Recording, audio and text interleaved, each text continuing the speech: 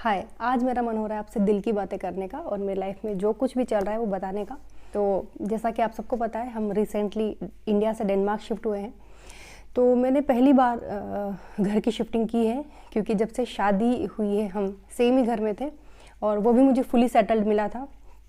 तो मैं बहुत एक्साइटेड थी, क्योंकि लाइफ में कुछ भी चेंज होता है तो अच्छा लगता है। थोड़ा हेक्टिक भी होता है, नए घर में पूरा सामान शिफ्ट करना, कहाँ क्या रखना है डिसाइड करना is more difficult and at the same time interesting as well. तो यहाँ हम सेटअप के साथ साथ अपने दोस्तों से भी मिल रहे थे। हमने नवरात्रा भी सेलिब्रेट किया, डांस किया, नए नए लोगों से जान पहचान की।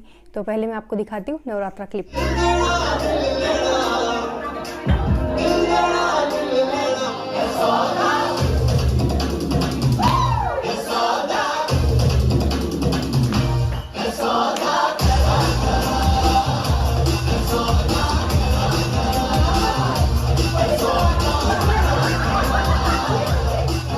हमारा तो ठीक है, बट राघव अभी थोड़े मुश्किल दौर से गुजर रहा है, क्योंकि इस एज में जाके पूरा कंफर्ट जोन टूटना और एक नई शुरुआत करना इज़ क्वाइट चैलेंजिंग। क्योंकि मैंने उससे दोस्त बनाने का जो लेसन दिया था, जो भी सिखाया था, वो यहाँ पर नल एंड वॉइड हो गया है। क्योंकि यह माहौल बिल्कुल अलग है। बच्चों की मेंटालिटी, उनका थिंकिंग पैटर्न, उनका बात करने का तरीका, खेलने का तरीका, सोचने का तरीका, सब कुछ टोटली डिफरेंट है। 360 डिग्री का शिफ्ट है।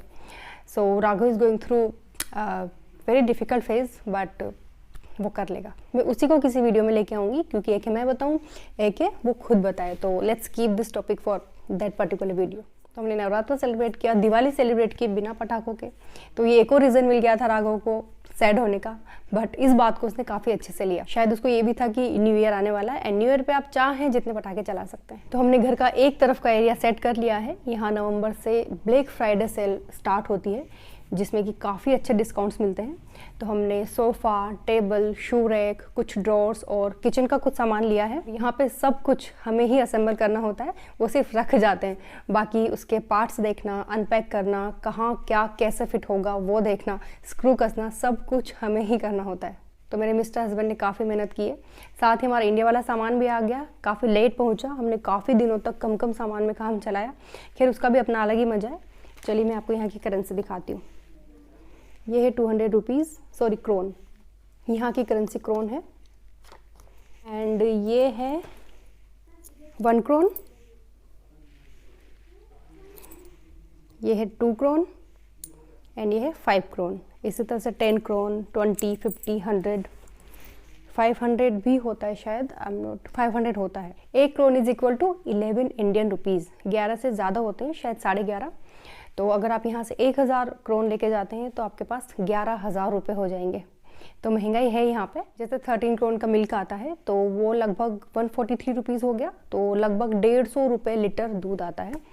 एंड मैं 350 का एक टॉप लेके आई थी, तो अगर उसको आप कन्वर्ट करेंगे इंडियन रुपीज़ में तो वो लगभग 4000 रुपये का हो गया। लेकिन कन्वर्ट करके नहीं देखना चाहिए। तो 350 रुपीज़ एक टॉप के लिए इज़ नॉट ज़्यादा। हमने नवरात्रा सेलिब्रेट की, दिवाली सेलिब्रेट की, हैलोवीन भी सेलिब्रेट किया और अब क्रिसमस सेलिब्रेशन भी स्टार्ट हो चुका है। सब जगह लाइटिंग हो चुकी है, तो हम भी जाएंगे घूमने फिरने बाकी दूसरी सिटीज़ में। जैसे हमारे यहाँ दिवाली पे मार्केट्स सज जाते हैं, ऐसे यहाँ क्रिसमस पर रौनक होती है। तो हम यहाँ की अलग अलग जगह देखेंगे और हो सका तो आपको भी दिखाएंगे। और राघव जिस फेज से गुजर रहा है, वो उससे किस तरह से डील करेगा, वो भी मैं आपको उसी के शब्दों में सुनाऊंगी। क्योंकि एक है जो भी मैंने उसे सिखाया है वो उसे पता है, वो उसके काम भी आ रहा है, लेकिन एक है पता होना, दूसरा उसे प्रैक्टिकल लाइफ में यूज़ करना, इम्प्लीमेंट करना, दोनों में काफ़ी अंतर होता है। तो देखते हैं वो ये गैप भर पाता है या नहीं, इंडिया की तरह ही डेनमार्क में सेटल हो पाता है या नहीं। इमोशनली हेल्दी का मतलब ही ये है कि आपको सैडनेस आ रही है, आपको रोना आ रहा है, आप रो सकते हैं, आप दुखी हो सकते हैं, लेकिन आपको पता हो कि हम इसे ओवरकम कर लेंगे। तो इन्हीं बातों के साथ अब वक्त हो चुका है आपसे विदा लेने का, लेकिन हम मिलते रहेंगे। Bye bye.